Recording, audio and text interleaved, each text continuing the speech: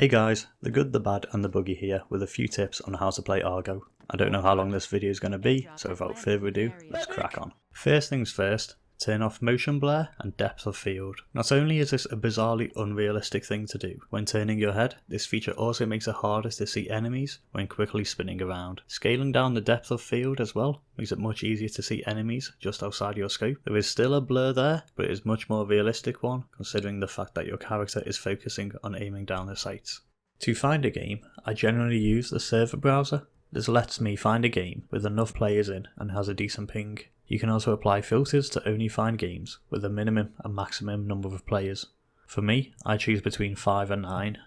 When spending your skill points, I would recommend unlocking improved sights and suppressors before moving on to any higher tier weaponry, just because these two attachments make it much easier to aim and to kill people with. Also, when leveling up, you can reset the skill tree at any time. If you have enough currency to unlock the next tier of scope and silencers, there's no point having a rank 3 weapon with a rank 2 scope attached. Reset and spend those points on a higher scope as soon as you unlock the weapon.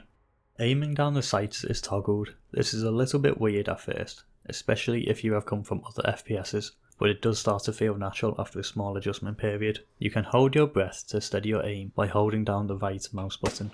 At the start, you won't need to do this, as your scope won't have enough zoom for this to make a difference or even be noticeable. But once you have scopes with decent zoom, this will make fighting at range much easier. Most improved scopes usually have more than one sight on them. To switch between these sights, click the middle mouse button. Sniper scopes can also zoom in by scrolling the mouse wheel. You can also change the firing mode of your weapon. To do this, press F. This will help when shooting at range. Resting your weapon also helps increase your accuracy. You can rest your weapon on cover or on the ground when lying down by hitting C. This will reduce nearly all of the weapon sway from breathing and makes it much easier to hit targets. But as you get into the resting position, be prepared for your aim to move around and not be where you were last looking at. Bipods help with this trouble a little bit, and some weapons come with a pre-attached bipod as default. Like most FPSs, you can stand up, crouch and lie down, each one holding the weapon in a more stable way. But by holding left control and tapping any of the movement keys, you can manipulate your character further. For example, while lying down, you can shuffle your entire body over to the side by pressing Ctrl and A or D. Or, while crouching, you can crouch even lower or raise yourself up to be able to use cover more effectively. This also works while standing up. You can shoot over a wall by holding Ctrl and tapping W, and your character will raise themselves up a little bit higher, letting you fight over some obstacles. You can also lean by using Q and E, but if you double tap one of these, this will hold the lean, letting you move while aiming. Just if you do this while lying down, you will do a roll. You can also sprint while crouching or crawling, making you move much faster, but you'll make a lot more noise, so don't do this when you're close to an enemy.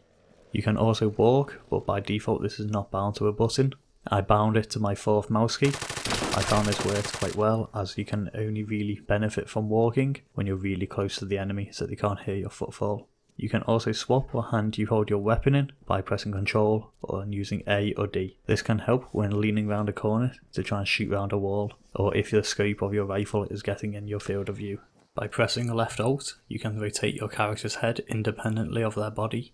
This lets you move your character's field of view without shifting your model, which makes it really obvious. Try and wait for the enemy to commit to moving out of cover before you fire on them. Having them in the open will increase the chance of you killing them before they realise where they are being shot from or get themselves back to safety. Remember to relocate after killing them, as the kill cam will reveal where you were.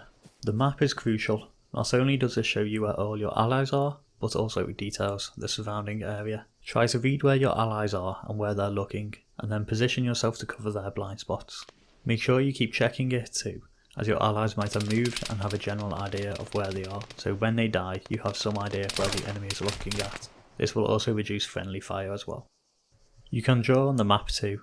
Hold left control and use the mouse to draw with. Different colours are available. You can select these from the top right of the screen. This can be used to mark the location of where the enemy is or where you thought they were from the def cam. You can also draw other decorative marks on the map for everyone else to see. Telling friends and foe apart is a little bit tricky for new players, but essentially one team has sleeves and the other one has brown trousers with no sleeves. On easy servers, there will be an arrow over the head of friendlies, but on normal servers the only way to tell them apart is by looking or by checking your map. Grenades are a very effective way to try and deny people capturing a point or a node, as you will know exactly where to throw the grenade. But smoke grenades are equally, if not more useful, as they have many utilities. They can help you cross open ground, can be used to distract people by throwing it the opposite way where you want to go, and to make it possible to capture a point with very little cover. Just remember that the smoke takes a little bit of time before it will bloom properly and the canister can roll away. Also, if the smoke spends a lot of time in the air, it will leave a trail behind it. If you see this, you can have some sort of indication from which direction the enemy threw the smoke from. You can mark things by pressing T. This will highlight a big red ring on your ally's HUD, letting everyone on your team know that there's something there. You should then try and describe to your allies how many of the enemy are, or precisely where they are in that circle.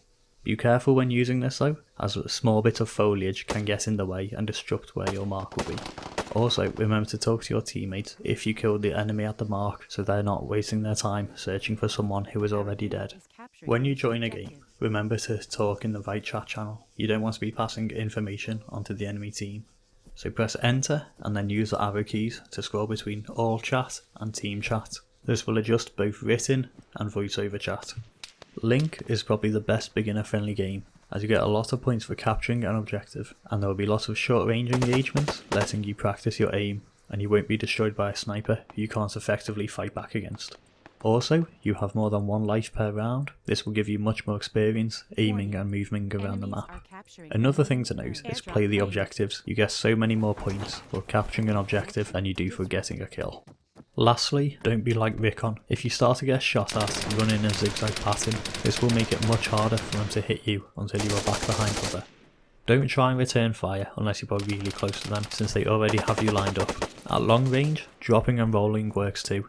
One really important thing though, when you're close to the enemy, do not start sprinting, just crouch and crawl along that way, otherwise you'll make so much noise it's really obvious where you're about to come from.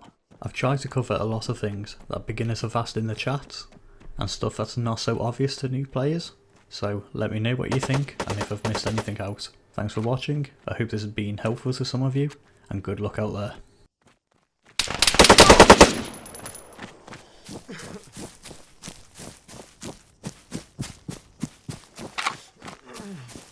The airdrop is here, keep an eye on it.